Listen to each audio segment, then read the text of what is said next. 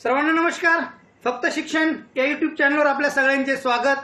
मित्रांनो, national achievement सर्वे राष्ट्रीय संपादन सर्वेक्षण येणाऱ्या 12 नोव्हेंबरला होऊ घातलेली आहे। आपल्याला तोपर्यंत सराव करता यावा, या प्रश्नाचं स्वरूप कसं असतं, प्रश्न समजावेत आपल्याला, यासाठी इयत्ता 10वीच्या सामाजिक शास्त्राची 2017ची प्रश्नपत्रिका उत्तरासह आपल्यासाठी देत आहे। माझी तत्पूर्वी आपल्या सगळ्यांना विनंती आहे की माझ्या फक्त शिक्षण यूट्यूब चॅनलला जर सबस्क्राईब केलं नसेल तर सबस्क्राईब करा, म्हणजे माझे नवनवीन व्हिडिओ तुम्हाला सहज मिळत जातील। यापूर्वी तुम्हाला मराठीचा व्हिडिओ टाकलेला आहे, त्याची लिंक या व्हिडिओच्या आय बटनवर देतो। चला तर मित्रांनो, आपण प्रत्यक्षात सुरू करूया। बघा, मितालीला नकाशावर तिचे गाव होशंगाबाद शोधायचे आहे, त्यासाठी तिला त्या स्थानाचे ज्ञात हवे। काय ज्ञात हवं तिला? फक्त अक्षांश, फक्त रेखांश, अक्षांश व रेखांश, फक्त उंची। तर काय माहिती पाहिजे तिला? हे बघा, या पद्धतीने उत्तर दिलेले आहे इथं, अक्षांश व रेखांश 3 नंबर। कोणत्या प्रकारच्या वनामध्ये शुष्क ऋतूत झाडे त्यांची पाने 6 ते 8 आठवड्यामध्ये पानझड करतात? उष्णकटिबंधीय सदाहरित वने, उष्णकटिबंधीय पानझड वने, काटेरी वने, दलदलीत वने। तर अर्थात 2 नंबरचा पर्याय आपलं उत्तर आहे, उष्णकटिबंधीय पानझड वने। पुढे, जूनच्या मध्यात पश्चिम घाटालगत पर्जन्यवृष्टी होण्याचे मुख्य कारण? त्याचं कारण काय आहे? भूरचनेचे वैशिष्ट्ये, चक्रवादळ, उष्णतेचे संवहन आणि स्थानिक वारे। तर त्याचं कारण बघा, भूरचनेचे वैशिष्ट्ये आणि सुती वस्त्र उद्योग, रबर, खाद्यतेल, कागद ही उदाहरणे कोणत्या प्रकारच्या उद्योगांची आहेत? कृषी आधारित, प्राणी आधारित, खनिज आधारित की रासायन आधारित? तर मित्रांनो बघा, कृषी आधारित आहेत ती, सर्व कृषी आधारित हे उद्योगधंदे आहेत, कृषी मालावर चालणारे आहेत। डाळी अन्य पिकाबरोबर आळीपाळीने घेण्याचे मुख्य कारण म्हणजे त्या बाजारात खूप महाग असतात, त्या आपल्याला पोषक आहार पुरवतात, पीक तयार होण्यास कमी कालावधी लागतो, त्यांच्यामुळे मृदा सुपीक राहण्यास मदत होते। तर त्याचं कारण बघा, त्यांच्यामुळे मृदा सुपीक राहण्यास मदत होते। आणि दिलेल्या नकाशाचे निरीक्षण करा आणि छायांकित केलेला प्रदेश जो जून ते सप्टेंबरच्या दरम्यान 20 सेंटीमीटर पेक्षा कमी पाऊस पडणार आहे तो ओळखा। कोणता आहे हा प्रदेश? तर हा प्रदेश आपण नकाशाचं निरीक्षण केलं की आपल्या लक्षात येईल मित्रांनो की अरवली डोंगराच्या पश्चिमेकडला भाग आहे हा। 7वा प्रश्न, खालीलपैकी कोणत्या प्रदेशात लोह खनिज सापडते? हिमालय पर्वत प्रदेश, सिंधू गंगा मैदाने, छोटा नागपूर पठार, अंदमान निकोबार बेटे। तर छोटा नागपूर पठार। पंजाब मधील जमिनीची गुणवत्ता कमी होण्याचे मुख्य कारण काय आहे विचारलेले मित्रांनो? खाणी, निर्वनीकरण, अतिचराई की अतिसिंचाई? अर्थात पंजाब मध्ये आपल्याला माहित आहे की बघा, अतिरिक्त जलसिंचन तिथं जास्त केलं जातंय। आणि पर्जन्य ऋतूमध्ये येणाऱ्या पिकांना कोणत्या नावाने ओळखले जाते? रब्बी, खरीप, जाहीद की गहू? आपण पर्जन्य ऋतूमध्ये जे पेरतो त्याला काय म्हणतो? खरीप। आणि हिवाळ्यामध्ये ज्याला पेरतो दिपावली नंतर त्याला काय म्हणतो आपण? रब्बी। मृदा संवर्धनासाठी पायऱ्यांची शेती कोठे केली जाते? त्रिभुज प्रदेश, मैदान, वाळवंटी प्रदेश की डोंगर? बघितलं आपण अभ्यासक्रमामध्ये की मृदा संवर्धनासाठी पायऱ्यांची शेती कुठे केली जाते? मैदानात करायची गरज आहे का? ती नाही। वाळवंटी प्रदेशात तर नाहीच नाही, त्रिभुज प्रदेशातही नाही, तर ती केली जाते बघा इथं मित्रांनो डोंगरामध्ये, डोंगरी प्रदेशात। हिवाळ्यापैकी खालीलपैकी कोणत्या 2 राज्यांमध्ये केंद्रशासित प्रदेशामध्ये पश्चिमेकडील हवेतील हालचालीमुळे हिवाळ्यात सर्वाधिक पाऊस पडतो? कोणत्या 2 राज्यामध्ये पडतो किंवा केंद्रशासित प्रदेशामध्ये? पंजाब, हरियाणा, गुजरात, राजस्थान, आसाम, मेघालय, तामिळनाडू, पॉंडिचेरी? तर हे बघा, तामिळनाडू आणि पॉंडिचेरी। द्विदल जातीच्या पिकांचे उदाहरण म्हणजे डाळी, अन्नधान्य, ऊस, कॉफी। द्विदल तर अर्थात डाळी, द्विदल असते ते। केरळ आणि कर्नाटक मध्ये मान्सून पूर्व सरींना कोणत्या नावाने ओळखले जाते? कालबैसाखी, लू, आम्रसरी, उत्तर पश्चिमीय? तर आम्रसरी म्हणून ओळखलं जातं मित्रांनो। शौर्य भारतातील अशा ठिकाणी राहतो ज्याची उंची समुद्र सपाटीपासून 1461 मीटर आहे, तर ते ठिकाण कोणते? शिलाँग, लुधियाना, विशाखापट्टणम की जयपूर? तर शिलाँग। आणि पुढचा प्रश्न आहे, सुपीक मृदा व भरपूर पाऊस असणाऱ्या मैदानी प्रदेशाची लोकसंख्येची घनता कशी असते? अर्थात सुपीक मृदा आहे, भरपूर पाऊस आहे, तर तिथं कशी राहील? अत्याधिक जास्त लोकसंख्या असते तिथे। सविनय कायदेभंग चळवळीमध्ये व्यापारी वर्गाने भाग का घेतला? सविनय कायदेभंग चळवळीमध्ये व्यापारी वर्गाने का भाग घेतला? त्यांना देश स्वतंत्र करायचा होता, त्यांना परदेशी वस्तू आयाती विरुद्ध संरक्षण हवे होते, त्यांना राजकीय कार्यक्रमात सहभागी व्हायचे होते, त्यांना प्रत्येक कामगाराच्या उन्नतीसाठी काम करायचे होते. तर काय कारण होतं मित्रांनो? त्याच्यात आपण अभ्यासलेलं आहे त्याचं कारण काय होतं? त्यांना देश स्वतंत्र करायचा होता. सविनय कायदेभंग चळवळीची सुरुवात कोणत्या प्रसंगाने झाली? दांडी यात्रा, रायलेट सत्याग्रह, बारडोली सत्याग्रह की चौरी चौरी घटना? तर ती आहे मित्रांनो दांडी यात्रा. आणि सायमन कमिशनवर बहिष्कार घातला कारण त्याने फक्त काही मोठ्या शहरांनाच भेटी दिल्या, त्यात एकही भारतीय सभासद नव्हता. त्याने व्यापारी वर्गाच्या मागण्याकडे दुर्लक्ष केले. त्याने भारतीय राष्ट्रीय काँग्रेसच्या परवानगीशिवाय भेट दिली.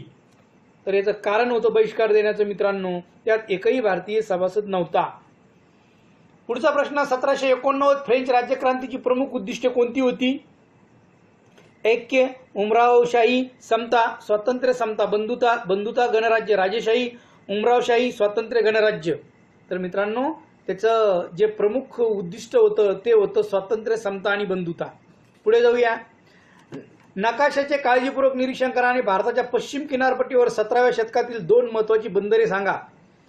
बंदर अब्बास आणि मस्कत, सुरत आणि मद्रास आणि मच्छलीपट्टम आणि सुरत आणि गोवा. तर ते कोणते आहे मित्रांनो? सुरत आणि गोवा. नीट निरीक्षण करा. निरीक्षण करताना व्हिडिओ थांबवा आणि बारकाईने निरीक्षण करा. फ्रेंच राज्यक्रांतीच्या काळात रॉबेस्पियर शासनाने खालील विषयाशी संबंधित कायदे केले: पगार व किमतीवरील कमाल मर्यादा, बॅस्टिलच्या तुरुंगाचा विनाश, शेजारील देशात होणारे स्थलांतर आणि मालमत्ता प्राप्ती. तर त्याचं उत्तर आहे मित्रांनो मालमत्ता प्राप्ती. फ्रेंच राज्यक्रांतीच्या काळात कोणत्या तत्वज्ञांनी व्यक्तींनी राजाचे दैवी व सर्वंकष अधिकारांचे खंडन केले? John Locke, Jean Jacques Rousseau, Montesquieu आणि जीन पॉल मरट. तर याचं उत्तर आहे मित्रांनो मॉन्टेस्क्यू. त्यानंतर मित्रांनो 1929च्या लाहोर ऐतिहासिक अधिवेशनाचे अध्यक्ष मोतीलाल नेहरू, पंडित जवाहरलाल नेहरू, C.R. दास आणि सरदार पटेल. तर आपल्याला माहित असेल मित्रांनो की लाहोरच्या ऐतिहासिक अधिवेशनाचे अध्यक्ष कोणते होते? 1929च्या पंडित जवाहरलाल नेहरू. ते बघा पंडित जवाहरलाल नेहरू. त्यानंतर पुढे जाऊया. डॅश डॅश या गोलमेज परिषदेत काँग्रेस सहभाग घेतला होता. काँग्रेसने 1930ची पहिली गोलमेज परिषद, 1931ची दुसरी गोलमेज परिषद, 1932ची तिसरी गोलमेज परिषद आणि सर्व तीनही परिषदामध्ये भाग घेतला असा चौथा पर्याय आहे. आणि याचा उत्तराचा पर्याय मित्रांनो दुसरा. 1931च्या दुसऱ्या गोलमेज परिषदेमध्ये काँग्रेसने सहभाग घेतला होता मित्रांनो. पुढे जाऊया. 20व्या शतकात डॅश डॅश यांनी केले: शहरी कामगार वर्ग, कामगार संघटना, भूमिहीन शेतकरी आणि सुशिक्षित शहरी माणसे. तर मित्रांनो बघा भूमिहीन शेतकऱ्यांनी केलं ते नेतृत्व. सप्टेंबर 1932 मध्ये पुणे करार लॉर्ड आयर्विन व डॅश डॅश यांच्यात झाला. महात्मा गांधी, मौलाना आझाद, पंडित नेहरू, डॉक्टर राजेंद्र प्रसाद. आणि आपण वाचलं असेल मित्रांनो याचा आहे उत्तर महात्मा गांधी. पुढे जाऊया. काँग्रेसच्या पूर्ण स्वराज्याच्या मागणीला डॅश डॅश या अधिवेशनात मान्यता मिळाली. तर लाहोर, पुणे, कलकत्ता आणि अलाहाबाद. तर कुठे मिळाली मित्रांनो ही? बघा लाहोर.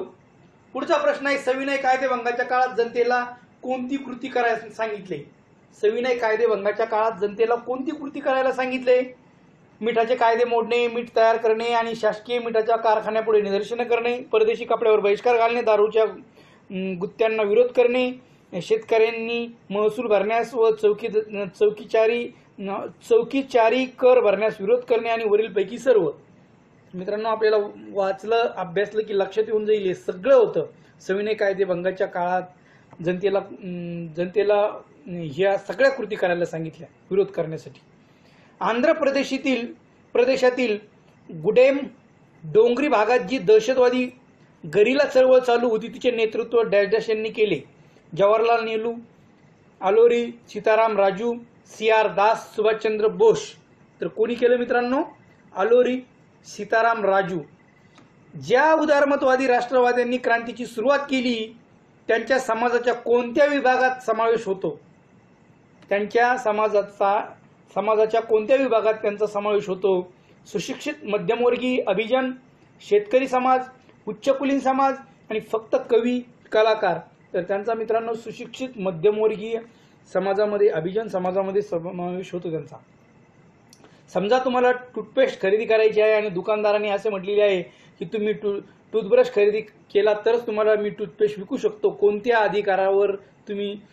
अधिकारामध्ये तुम्ही टूथपेस्ट विकत घेऊ शकता? माहिती मिळवण्याचा अधिकार, दाद मागण्याचा अधिकार, प्रतिनिधित्वाचा हक्क आणि निवडीचा हक्क. तर तो हक्क आहे मित्रांनो निवडीचा हक्क. नोकरीच्या बाजारात व्यक्तीच्या मिळकतीचे 2 निर्धारित घटक आहेत: कौशल्य आणि शिक्षण. शिक्षण व आरोग्य, क्षमता व भाषा, आरोग्य आणि कौशल्य. तर ते आहे मित्रांनो कौशल्य आणि शिक्षण. याच्या आधारावर आज नोकऱ्या उपलब्ध आहेत. शिक्षणाबरोबर कौशल्य पाहिजे माणसाला. खालीलपैकी कोणते मोजमाप मानवी विकास निर्देशकांचे मापदंड नाही? साक्षरता प्रमाण, दरडोई उत्पन्न आणि बेरोजगारी दर. मोजमाप मानवी विकास. तर मानवी विकास बेरोजगारी दरावर हा ते मापदंड नाही. त्यानंतर देशाच्या शाश्वत विकासासाठी आवश्यक आहे अपुनर्वीय साधन संपत्तीचा कमाल वापर, नैसर्गिक साधन संपत्तीचे अतिरिक्त उत्खनन, साधन संपत्तीचा योग्य वापर आणि संवर्धन आणि पुनर्वीय साधन संपत्तीचा अयोग्य वापर. तर मित्रांनो याचा उत्तराचा पर्याय आहे बी, साधन संपत्तीचा योग्य वापर आणि संवर्धन. ते शब्दच थोडे तिथं वेगळे लिहिले गेले आहे. पुढचा प्रश्न आहे, राज्यातील ग्रामीण लोकसंख्येची शैक्षणिक संपादनूक यशस्वी काल्पनिक आकडेवारी सारणीनुसार निरीक्षण करा. कोणताही एक पर्याय निवडून रिकामी जागा भरा. ग्रामीण लोकसंख्या साक्षरताचा दर दिलेला आहे. पुरुष स्त्री 10 ते 14 वयोगटातील मुलांचा साक्षरता दर आणि 10 ते 14 मुलींचा उपस्थिती टक्केवारी दिलेली आहे. शाळा उपस्थिती. तर ग्रामीण मुली शाळेत जात नाहीत. किती टक्के मुली शाळेत जात नाहीत? 10 ते 14 वयोगटातील मुलांची शाळा उपस्थिती टक्केवारी. ओके. ग्रामीण लोकसंख्येचा साक्षरता दर आणि स्त्रियांचा 21%. तर हे आपण बारकाईनं वाचा म्हणजे तुमच्या लक्षात येईल मित्रांनो की 66% उपस्थिती टक्केवारी मुलांची. म्हणजे याच्यात मुलं मुली सगळे आले याच्यामध्ये. मुली हे इथं मुली, स्त्रियां म्हणजे ह्या कोण आहे? मुली आहे स्त्रिया म्हणजे. तर 10 ते 14 वयोगटातील मुलांची शाळा उपस्थितीची टक्केवारी मुलांची जरी म्हटलेली असते तर स्त्री पुरुष स्त्री म्हणजे मुली आल्या म्हणून 34% येतात म्हणजे 66% येत नाही. खालीलपैकी कोणता पैसा नाही? चलन नोट, ठेवी, नाणी, उधारपत्रक. कोणता नाही? उधारपत्रक हा पैसा नाही. खालीलपैकी औपचारिक स्वरूपातील कर्जाचे उदाहरण कोणते? सावकार, व्यापारी, बँका, नातेवाईक व मित्र. कर्जाचे उदाहरण नातेवाईक व मित्र. आणि दिलेल्या आलेखाचे निरीक्षण करावं. प्रश्न क्रमांक 38 आणि 39 ची उत्तर द्यायचे. बारकाईने निरीक्षण करा तुम्ही की प्रत्यक्षामध्ये इथं बघा 30% सावकार, 3% व्यापार, 7% नातेवाईक, आप्त मित्र, 7% अन्य. हे सगळे निरीक्षण करा आणि यावरून प्रश्न पहा. याच्यावर प्रश्न आहे, ग्रामीण भागात क्रेडिटचा स्रोत कोणता मोठ्या प्रमाणात वापरला जातो? सहकारी संस्था आणि व्यापारी बँका, सावकार, जमीनदार, आप्तकीय. आपण बघितलं इथं कोणता आहे बघा. तर लक्षात येईल आपल्या की तो आहे सावकार. त्यानंतर बघा आकृतीनुसार किती टक्के लोक त्यांच्या कर्जासाठी पैशापेक्षा कर्जावर अवलंबून असतात? तर आपल्या लक्षात आलं असेल की 30%. आणि आंतरराष्ट्रीय संस्था जी परदेशी व्यापार आणि गुंतवणुकीचे नियमन करते ती म्हणजे IMF, WTO, युनो आणि युनेस्को. तर ती आहे मित्रांनो IMF. पुढे दिलेल्या तक्त्याचे सारणीनुसार निरीक्षण करून प्रश्नांची उत्तरं द्यायची आपल्याला. देश $1.25 पेक्षा कमी एका दिवसाला असणारी लोकसंख्या म्हणजे दारिद्र्य. काही निवडक देशामध्ये दारिद्र्य दिलेलं आहे. बांगलादेश 43, भारत 25, पाकिस्तान टक्केवारीमध्ये येते 13 आणि श्रीलंका 4. तर दारिद्र्य रेषेखाली राहणाऱ्या भारतातील लोकांचे प्रमाण विचारलेलं आहे त्यांनी. तर किती आहे मित्रांनो? तर ते प्रमाण आहे बघा 57%.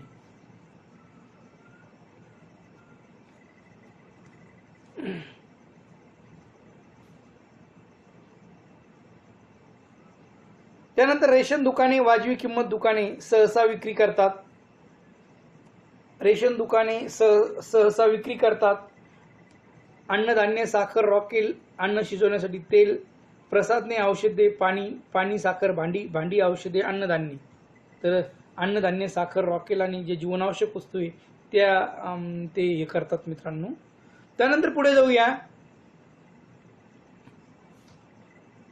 सार्वजनिक वितरण व्यवस्थेअंतर्गत एखाद्या रेशन कार्डासह कोणत्याही कुटुंबास किंमत असलेल्या वस्तूंची एक निश्चित किंमत खरेदी करता येते. बाजारभावापेक्षा जास्त, बाजारभावापेक्षा कमी, बाजारभाव इतकी, बाजारभावापेक्षा कमी किंवा जास्त. तर सार्वजनिक वितरण व्यवस्थेअंतर्गत एखाद्या रेशन कार्डासह कोणत्याही कुटुंबास किंमत असलेल्या वस्तूंची एक निश्चित किंमत खरेदी करता येते. तर त्याचं उत्तर आहे मित्रांनो बाजारभावापेक्षा कमी. एकाच जमिनीतून उत्पादन वाढवण्याचे मार्ग आवश्यक आधुनिक शेती पद्धतीचा वापर, केवळ वाढते कामगार, रासायनिक खतांचा आणि कीटकनाशकांचा वापर वाढवणे, केवळ शेती यंत्राचा उपयोग वाढवणे. तर मित्रांनो अर्थात यासाठी काय करावं लागेल, आधुनिक शेती पद्धतीचा वापर करावा लागेल. द्वितीयक विभागात याचा समावेश होतो. पशुपालन आणि मासेमारी, वाहतूक आणि बँक व्यवसाय, बांधकाम आणि वस्तू निर्माण उद्योग, खाणकाम आणि उत्खनन. तर द्वितीयक मध्ये मित्रांनो पशुपालन आणि मासेमारी याचा समावेश होतो. वर्णभेदाचे धोरण ऐतिहासिक दृष्ट्या कोणत्या देशाशी संबंधित आहे? वर्णभेद तर आपल्याला माहित आहे की दक्षिण आफ्रिकेशी संबंधित आहे. कायद्याच्या राज्याचे तत्वज्ञ म्हणजे कायद्यापुढे समानता आणि लोकशाही शासनाचे आर्थिक ध्येय काय? तर अर्थात लोकशाहीमध्ये वाढत असलेल्या आर्थिक विषमता, लोकांमध्ये घटत असलेली आर्थिक विषमता यथास्थिती राखण्यासाठी आणि सर्व आर्थिक कायदे बदलणे. त्याचा आहे मित्रांनो लोकांमध्ये घटत असलेली आर्थिक विषमता. पुढचा प्रश्न आहे सामाजिक विविधता आणि भारतासारख्या देशात शासन स्वरूपातील लोकशाही उत्तम का मानली जाते? वेगवेगळ्या गटातील आपापसातील संघर्ष कायमस्वरूपी मिटवले जातात. बहुसंख्य समुदायासाठी नियम प्रदान करणे, वैयक्तिक ओळख कमी करणे, वाद आणि संघर्षावर वाटाघाटीची यंत्रणा पुरवणे. तर याचं कारण आहे मित्रांनो हे वेगवेगळ्या गटातील आपापसातील संघर्ष कायमस्वरूपी मिटवले जातात इथे.